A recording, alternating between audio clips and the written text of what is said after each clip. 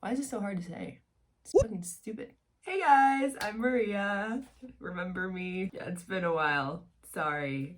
So I've been traveling and I've had friends come to visit and I just wanted to be like in the moment. Plus, I've just been really busy outside of that and I haven't had time to research and film. I'm sorry. I think it's fine. I think literally no one cares. But the world right now is just, I think I've just run out of adjectives at this point. I'm gonna have a lot of resources linked in the description if you'd like to support Jacob Blake's family or Breonna Taylor's family or a variety of other causes that are very important right now. So there's just resources linked below along with some important information and very importantly a link to register to vote if you haven't yet. So please go ahead and check out the description for additional info. So today I wanted to do something a little bit different and I wanted to talk about books.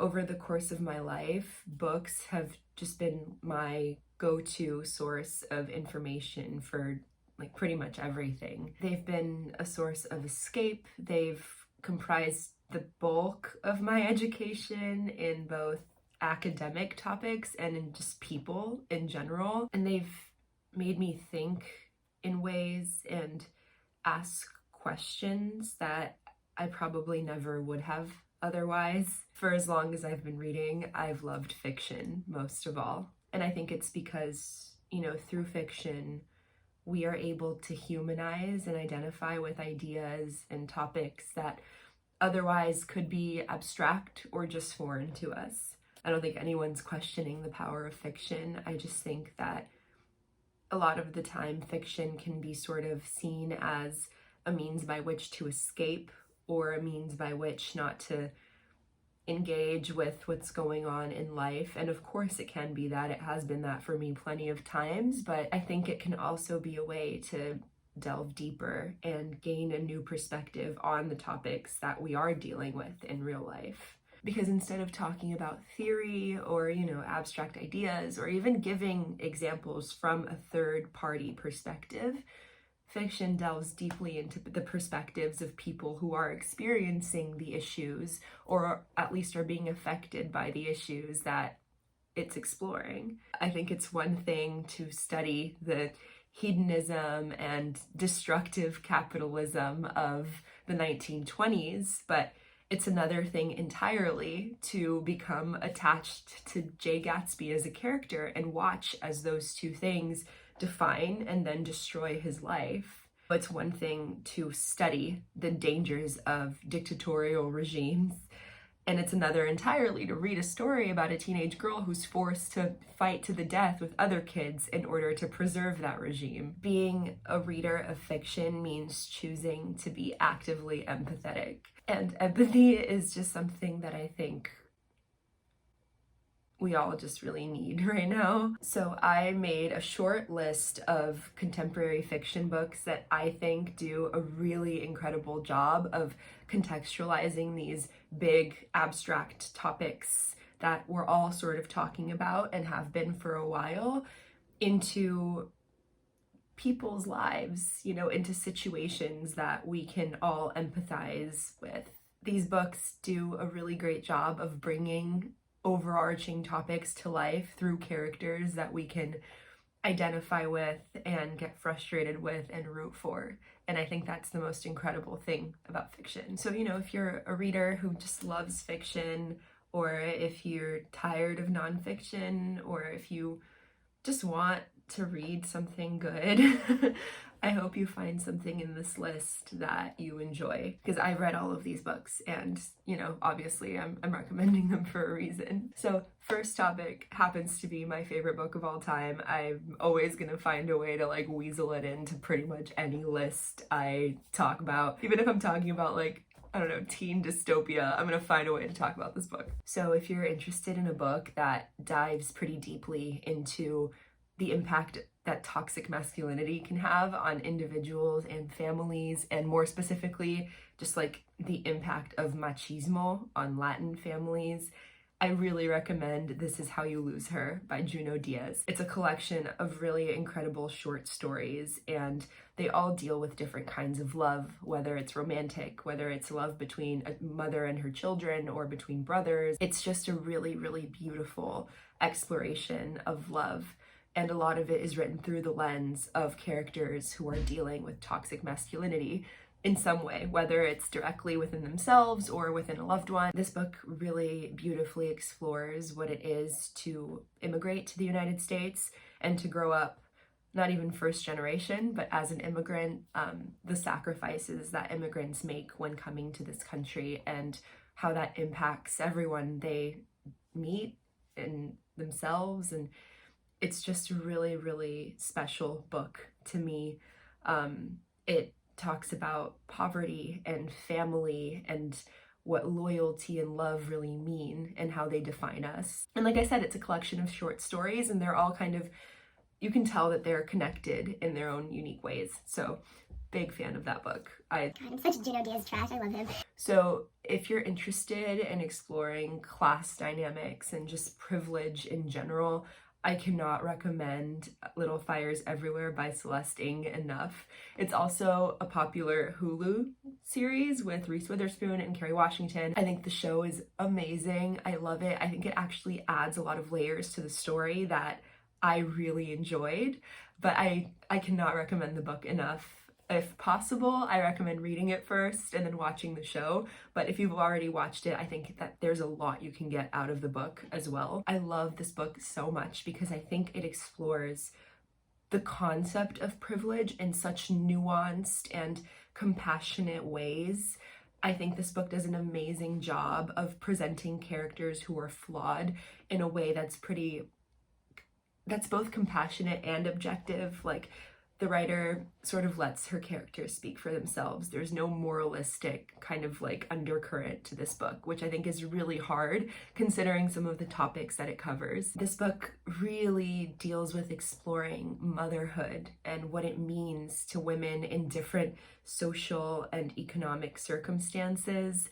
It also, I think, does a really great job of subverting the model minority stereotype that Asian characters so often get written into. I think this book's exploration of family and motherhood is so cool and masterful and incredible. Cannot recommend it enough. So this book I would really recommend if you are trying to just further explore or maybe self-educate about the issues of racial profiling in our policing system and in our incarceration system in general.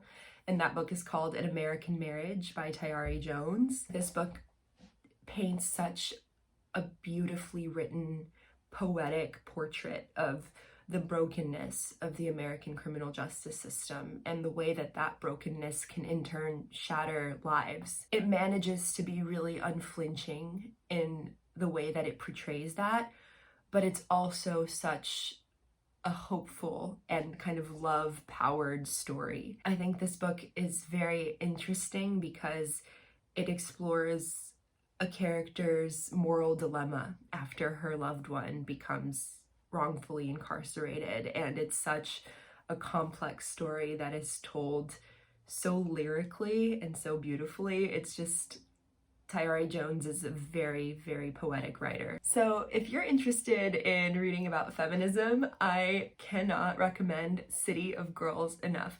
This book is so vibrant and fun and exciting. It's super fast-paced.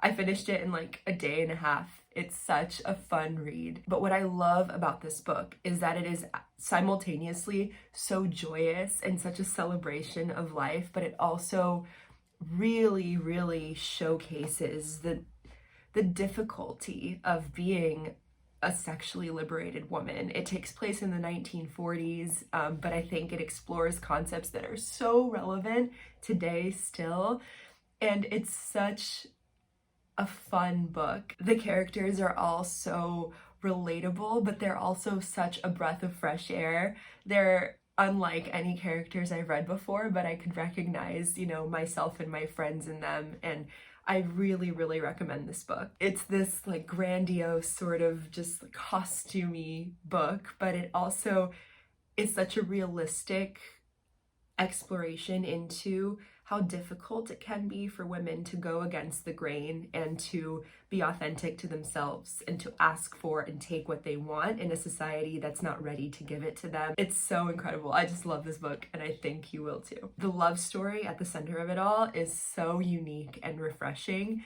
I just love this book. If you want to experience a fun but insightful story that deals with interracial relationships, I really recommend The Wedding Date by Jasmine Guillory. It's this super fun and easy to read, like light rom-com, but it also doesn't shy away from the complexities that can arise in interracial relationships. You know, I hate the idea that rom-coms are bland or surface level. I think rom-coms get such a bad rap for just being like trashy or just like a nothing beach read, and I just completely disagree. Of course, books like that exist, but there are so many insightful and interesting rom-coms that have a lot to say about the way we interact socially, and I think this is one of them. This book manages to explore some really important questions and topics from the perspective of a Black woman in an interracial relationship, but it doesn't lose its lightheartedness or its fun, fast pace, which I think is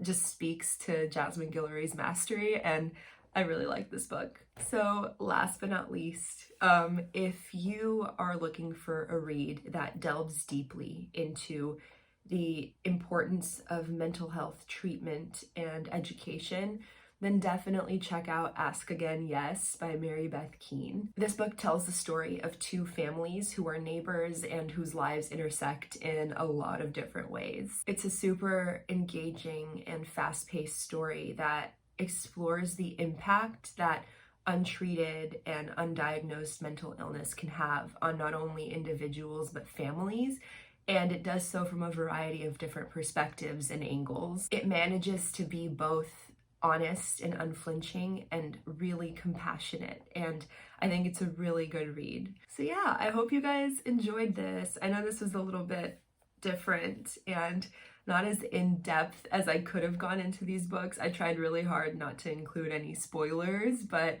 I actually really enjoyed this video. I'm always giving like unsolicited book recommendations, so I figured I'd do it on my channel.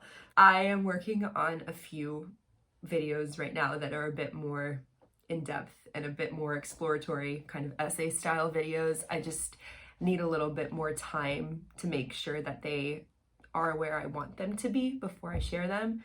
But I am really aiming to have a second video up this week, probably like Friday or Saturday. So yeah, I'm excited for that. Thank you so much for watching if you're still here. I appreciate it. And if you read any of these books, or if you have a book recommendation for me, seriously, please let me know. I'm always looking for new ones. Yeah, I'll see you guys soon. Thank you so much for watching. Make sure that you like and subscribe. If you want to know when my videos appear in the YouTube space, then just sign up for post notifications, and seriously, leave me a comment with your book recommendations because I would love to read something that you recommend. Yeah, thank you. I'll see you next time.